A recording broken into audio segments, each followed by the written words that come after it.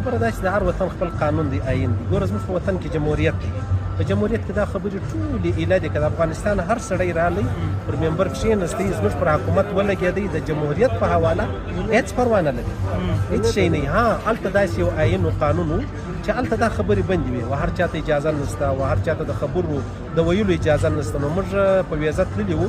ویزه دا معنا ده زه به ستا د وطن د ټول آئین پابنده اوسېږم، نو د هغه پابنده وو، د هغه مطابق خبره وسوله. په افغانستان کې دلته د افغانستان 500-600 عالمان ملایان تبلیغ کوي، موږ ته نصیحتونه کوي، املایي کوي، موږ تنخواه ورکوو، عزت یې کوو، قدر کوو. تا به د یو 15 منټه تقریر کوي تېره وګرځولې. د افغانستان دوره ستا د افغانستان دوره متنازع وله، په دې حواله ستا څه نظر؟ دا خبره دا ده ټیک چې ما به اوس پر دې باندې ډېر څه مختصره خبره وکړه. که چیرې ما مطلب د هغه ځای اجازه اخیستې وای چې د کومه ځای اجازه اخیستل کېږي، نو شاید ما ته به بیان میلاو سوی وای. زما بیان سیاسي نه و، نه زه سیاسي مجلس ما کوی، ما بلکل د الله او د رسول خبره کوله او بیا زه په منظره تللی وم. نو خپله منظره مې په دې حواله نه خرابوله، پروا نه لري، هېڅ مشکل نه دی، پریشاني نه ده. د چا د کور به موږ خیال ساتو، د چا د قانون به خیال ساتو، د چا د کمبلې به خیال ساتو، یا په هغه کې مشکل نه راځي.